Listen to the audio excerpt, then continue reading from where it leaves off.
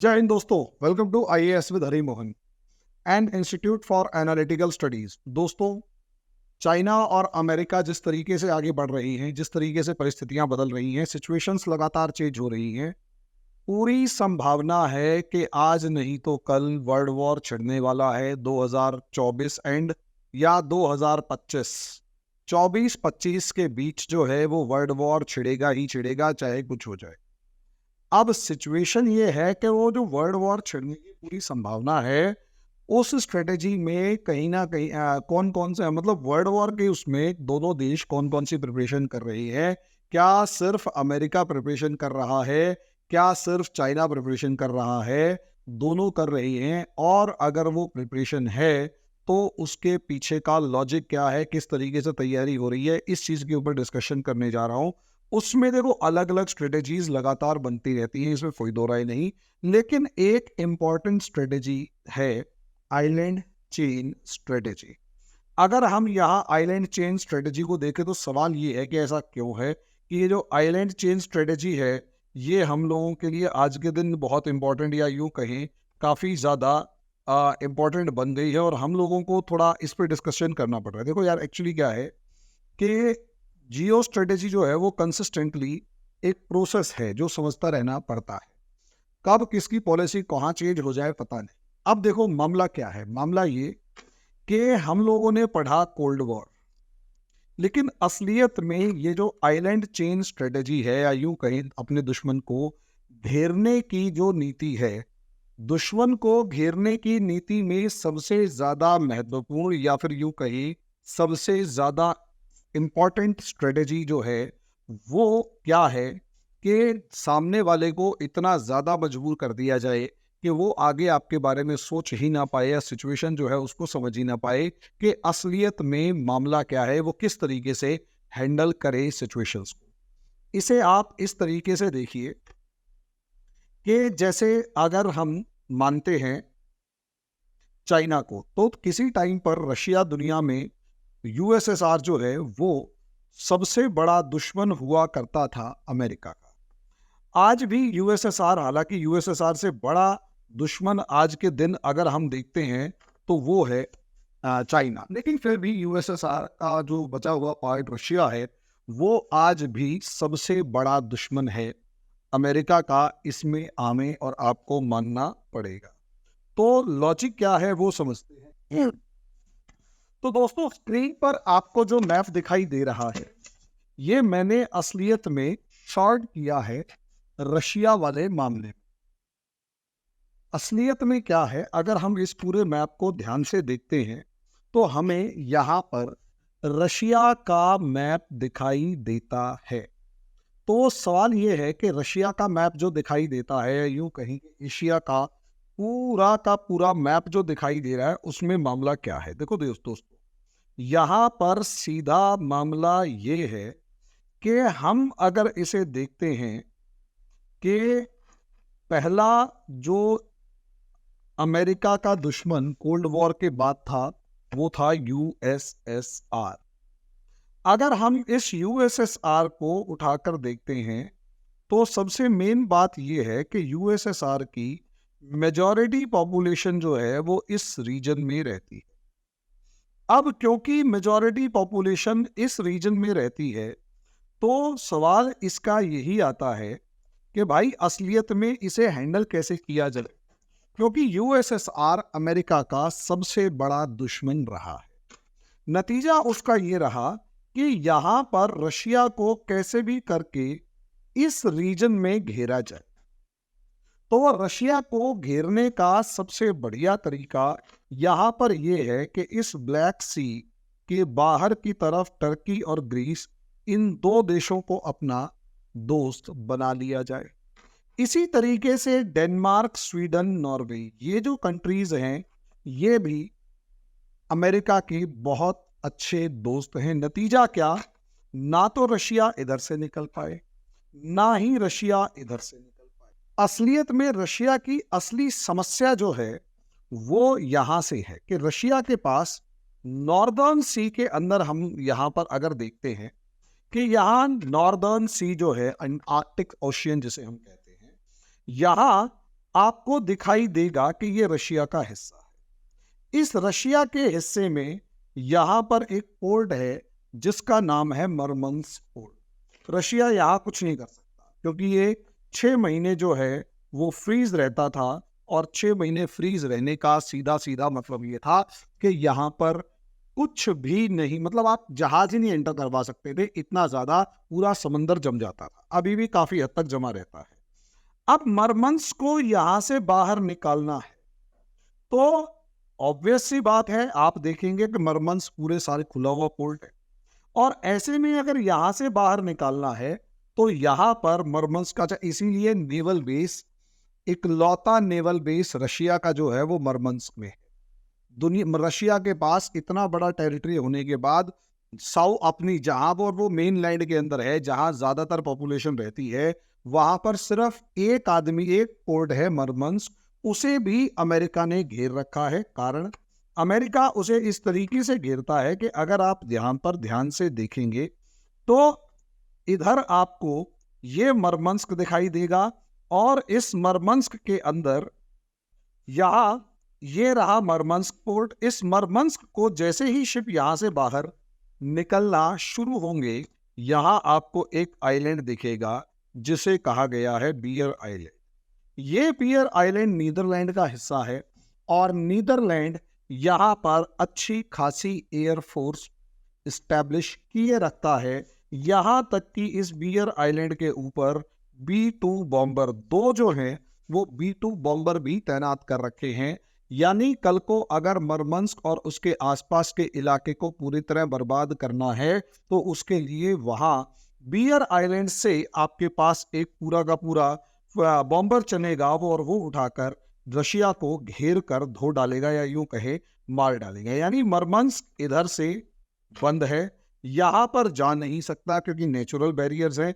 और जैसे ही इधर से आगे बढ़ेगा, यहां पर आइसलैंड और नॉर्वे के बीच में ये जो टेरिटरीज हैं, इन्हें क्रॉस करते हुए भी, या इधर से डेनमार्क का इलाका है, इन्हें क्रॉस करते हुए भी रशिया को चैलेंज फेस करना पड़ेगा। यानी अमेरिका ने क्या किया, अमेरिका ने रशिया को उसके पश्चिम में घेर कर रखा है। और वहीं अगर आप देखेंगे यहां पर, तो यहां पर एक शहर आपको दिखाई देगा, व्लादिवोस्तोक। आपको यहां ये जो शहर व्लादिवोस्तोक दिखाई देगा, असलियत में एशिया के अंदर दूसरा बड़ा जो बंदरगाह है वो यहां पर है, और ये ज्यादा इंपॉर्टेंट है। अब रशिया को भी यहां पर घेर लिया गया, और यहां पर आ जाता है चाइना, मतलब रशिया को भी वहीं पर घेर लिया गया। इतना शॉर्ट में समझिए कि यहां जो मामला है वो ये कि रशिया को इधर से घेरने की जगह आप देखेंगे कि जापान को उसके सामने खड़ा कर रखा है, दूसरी तरफ खड़ा कर रखा है साउथ कोरिया को। दोनों आमने सामने हैं और दोनों एक दूसरे को आगे बढ़ने की अलाउ नहीं करते। ठीक है, अब यहां यानी रशिया को घेर कर खड़ा किया।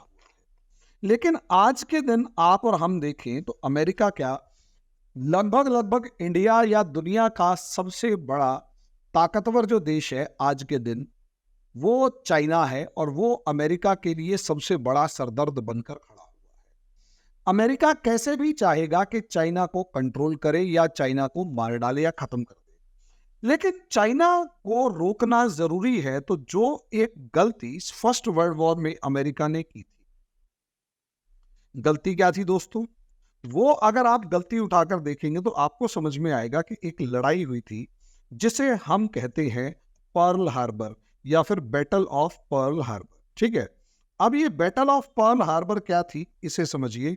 Naval battle of Pearl Harbor, America की मेनलैंड के ऊपर कभी भी कोई हमला नहीं हुआ है, ये समझ लीजिए। अमेरिका की मेनलैंड से लगभग लगभग 2000 किलोमीटर पहले एक छोटा सा आइलैंड है जहां पर अमेरिकन नेवल फ्लीट खड़ी हुई थी। तो 7 दिसंबर 1941 को जापान ने यहां पर इस अमेरिकन नेवल फ्लीट पर अटैक किया, और यहां पर्ल हार्बर में जितनी भी नेवल फ्लीट मौजूद थी वो सारी की सारी खत्म कर दी। उसके बाद एक साल, लगभग 6 महीने के बाद बैटल ऑफ मिडवे हुई। हालांकि इस बैटल ऑफ मिडवे में अमेरिका के एक फाइटर जेट ने जापान के एयरक्राफ्ट कैरियर्स को एक दिन में डुबोया था, और वो अमेरिकन फाइटर जेट्स की मतलब या अमेरिकन एयरफोर्स की अब तक की या दुनिया की किसी भी एयरफोर्स की अब तक की सबसे बड़ी अचीवमेंट है, जिसमें एक फाइटर जेट ने या एक फाइटर पायलट ने एक दिन में 2 एयरक्राफ्ट कैरियर डुबोए। और इस बैटल ऑफ मिडवे ने पूरी की पूरी जापान और अमेरिका की लड़ाई का हो या सेकेंड वर्ल्ड वॉर की लड़ाई को हो, उसको पलट के रख दिया था। वहां से पॉसिबली अमेरिका को समझ में आ गया कि जापान को हमेशा घेर के रखना है, और जापान जब हार गया उसके बाद समझ में आ गया कि जापान को नहीं, अब रशिया और चाइना को घेर कर रखना है। यहीं से आप समझिए जो पॉलिसी ऑफ एनसर्कलमेंट है, और खासकर आइलैंड्स के अंदर उसको बनाया गया। इसमें क्या मामला है समझिए। आप अगर चाइना को ध्यान से देखेंगे, यहां पर आपको साफ नजर आएगा चाइना का मामला, कि चाइना जो है ना दोस्तों, चाइना जो है, अगर आप देखेंगे तो चाइना नॉर्थ कोरिया से एक तरफ, उसके बाद जो हमें ये ओपन सी इसका नजर आता है, तो वो कहीं ना कहीं उसको घेर लिया गया है अलग अलग आइलैंड्स के थ्रू, और ताइवान उसका हर्ट है, और इसी को कहा जाता है फर्स्ट आइलैंड चेन। इसी को, ताइवान जिसका हर्ट है, इसी को कहा जाएगा फर्स्ट आइलैंड चेन। इसे आप इस तरीके से देखें फर्स्ट आइलैंड चेन को ध्यान से, कि असलियत में चाइना आज नहीं तो कल बदतमीजी दिखाएगा, इसमें कोई दो राय नहीं है।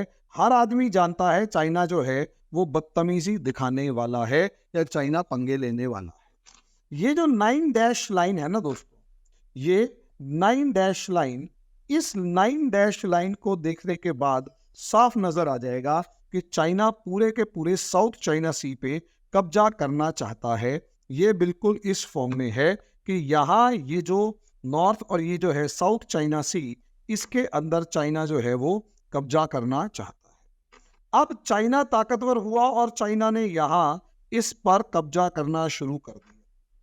यहाँ स्प्रेटले आइलैंड्स वगैरह बनाए, इसे हम यहाँ पर देखेंगे कि किस तरीके से बीच में आपको 9 डैश लाइन जहां मैंने लिखा, इसके नीचे के ये स्प्रेटले आइलैंड्स हो गए, यहाँ पर आपके पार्सले आइलैंड्स हो गए जो फिलीपींस का है, और अलग अलग ग्रुप्स यहाँ पर बना दिए, और 90% के करीब एरिया को चाइना दावा कर रहा है कि ये एरिया चाइना का है।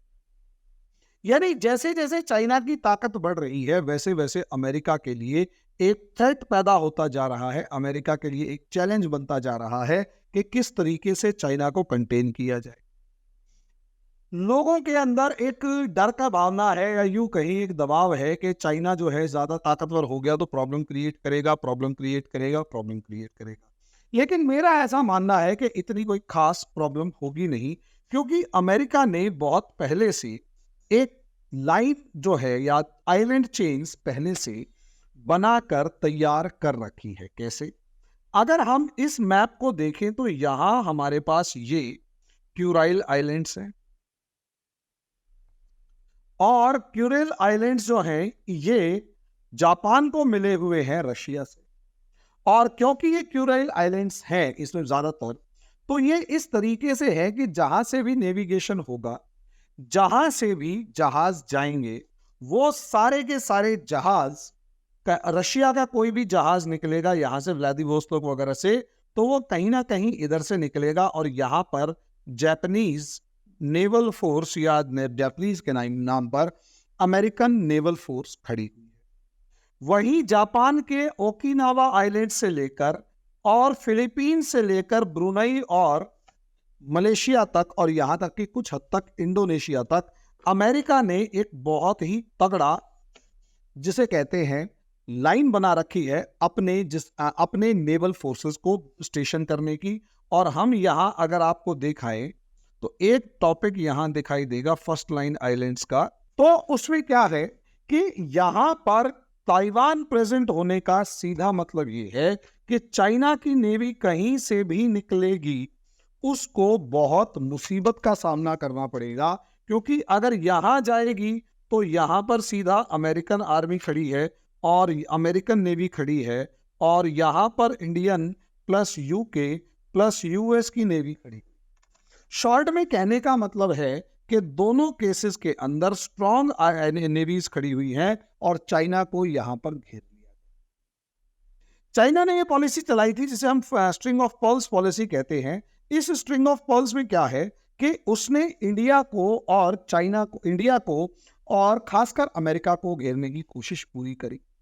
चाइना अमेरिका को तो बहुत ज्यादा नहीं घेर पाया, लेकिन इंडिया को घेरने के लिए उसने स्ट्रिंग ऑफ पर्ल्स बनाया, यानी केन्या से लेकर, अगर आप जिबूती में देखेंगे वहां पर, ईरान के अंदर, ओमान में, ईरान में, फिर ग्वादर में, ग्वादर से मालदीव्स में, मालदीव से हम्बनटोटा से सितवे वगैरह से दूसरे पोर्ट्स, और उसके बाद सीधे कोको आइलैंड्स वगैरह होते हुए यहाँ कोलंबिया के अंदर, कंबोडिया के अंदर भी अपना रीम नेवल बेस बना लिया।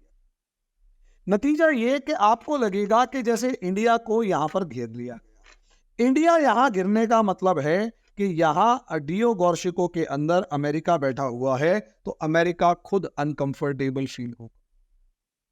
अगर हम पिछली जियोपॉलिटिक्स का रिकॉर्ड उठाकर देखें तो अमेरिका ने बहुत तरीके के साथ इंडिया के साथ कोऑर्डिनेट करके एक पूरी इस लाइन को ब्रेक करने की प्लानिंग बनाई, और मेरा ऐसा मानना है कि वो प्लानिंग अच्छी खासी है। मालदीव्स को चाइना के चंगुल से निकाला गया।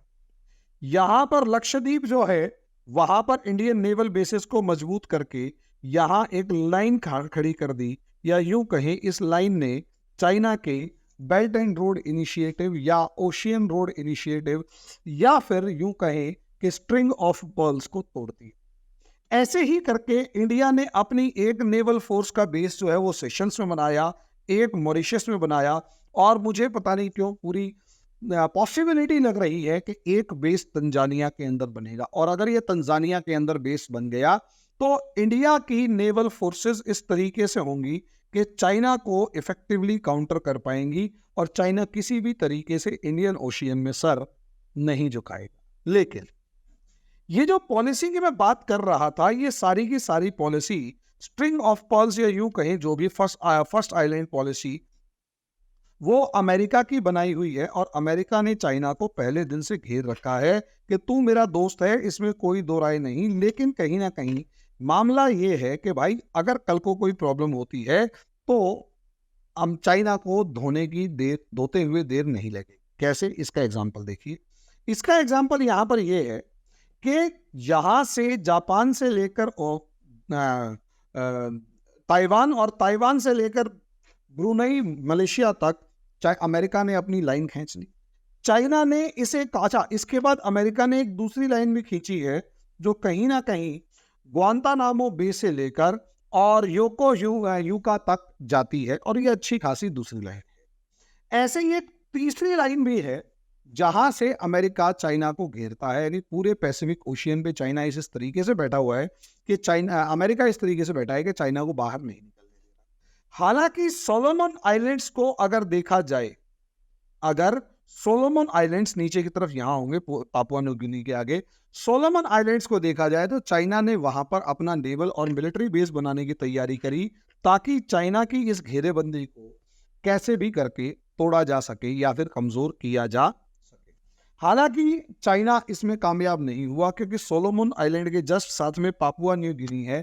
प्रधानमंत्री महोदय अभी मार्च में ही पापुआ न्यू गिनी होके आए। वहां तो मतलब जिसे कहते हैं कि पैर वैर छू लिए, सम्मान कर दिया, और इंडिया का तो ऐसा सम्मान हुआ कि कुछ कहने। मोदी जी का ऐसा सम्मान हुआ, अब मोदी जी का सम्मान इंडिया का सम्मान है, ऐसा सम्मान हुआ कि गजब लेवल पर। अब ऐसी सिचुएशन में दो तो ये हो गई, तीसरी लाइन ये, आजकल कहा जा रहा है कि इंडिया और अमेरिका ने मिलकर फोर्थ और फिफ्थ लाइन भी तैयार कर दी है, फिफ्थ लाइन ऑफ आइलैंड, जिसे अगर हम लक्षद्वीप से लेकर मालदीव से लेकर डियो गॉर्शिको तक देखेंगे, जो चाइना के स्ट्रिंग ऑफ पर्ल्स को काट रहा है, तो वो फोर्थ लाइन ऑफ आइलैंड्स है। और फिफ्थ जो है वो मॉरिशस से लेकर सेशल्स से लेकर तंजानिया तक, और मॉरिशस, सेशल्स और जिबूती तक आइलैंड यहाँ पर है। जिबूती, यहाँ हिंदुस्तान, दुनिया के लगभग सभी फोर्सेस के जो सभी बड़ी जो नेवल फोर्सेस हैं वो अपना बेस वहां पर बनाए रखती हैं और जिबूती उनसे खूब मोटा पैसा छापता है। चाइना ने भी बना रखा है, लेकिन अमेरिका ने भी बना रखा है। तो ये जो होगी फिफ्थ लाइन ऑफ आइलैंड्स। इस तरीके से आप देखोगे कि एक आइलैंड्स की जो स्ट्रिंग है, जिसे हम string of pearls of China कहते हैं, उसको काउंटर करने के लिए 2 और इंडियन ओशियन में बनाई गई और 3 जो है वो पैसिफिक ओशियन के अंदर बनाई गई। यानी कल को कभी भी चाइना अगर थोड़ा सा भी चू चपड़ करता है, थोड़ा सा भी दबाव डालने की कोशिश करता है, तो सारी की सारी ये लाइनें एक्टिव होंगी और चाइना को सबक सिखाते हुए देर नहीं लगे। तो इस तरीके से दोस्तों ये फर्स्ट आइलैंड चेन है, मतलब आइलैंड चेन है, उसके इसे ही कहा जाएगा आइलैंड चेन स्ट्रेटेजी। ये अलग अलग लेवल पर अलग अलग होती है, ठीक है। और अमेरिका आज के दिन 5 का मतलब दावा तो एक का भी नहीं करता। शॉर्ट में ये जो इंटरनेशनल जो पॉलिसी है, जियो पॉलिटिक्स है, उसके जो प्रोपाउंडर्स है, जो थ्योरी बता रहे हैं, उनमें यह साफ है कि आजकल 5वीं चेन ऑफ आइलैंड्स या चेन ऑफ आइलैंड्स जो है वो साफ नजर आना शुरू कर चुकी है। तो इस तरीके से दोस्तों ये अमेरिका की चाइना के खिलाफ स्ट्रेटेजी है। आपको ये वीडियो कैसा लगा आप मुझे कमेंट बॉक्स में लिख के जरूर बताएं, ठीक है। और अभी के लिए इतना ही, धन्यवाद। 22 के बाद लिख लेंगे। दोस्तों वीडियो शुरू करने से पहले मैं आपसे रिक्वेस्ट कर रहा हूं कि मेरे चैनल को लाइक करें, सब्सक्राइब करें, शेयर करें, बेल आइकन जरूर दबाएं ताकि मेरी ये वीडियो आप तक पहुंच सके। और एक सबसे ज्यादा इंपॉर्टेंट बात यह है कि दोस्तों चैनल को लाइक सब्सक्राइब शेयर करने का तो मैं मानता हूं, लेकिन इसका एक नेक्स्ट लेवल ये है कि जब तक आप प्रॉपरली इन वीडियोस को नहीं देखेंगे, जियो पॉलिटिक्स की समझ विकसित नहीं होगी। तो उम्मीद करता हूं कि आप खुद तो देखें, आपसे दोस्तों को भी दिखाएं, ताकि एक समझ विकसित हो और आप हर चीज के ऊपर रिएक्ट करने की जगह लिमिटेड चीजों पर रिएक्ट करें। अभी के लिए इतना ही।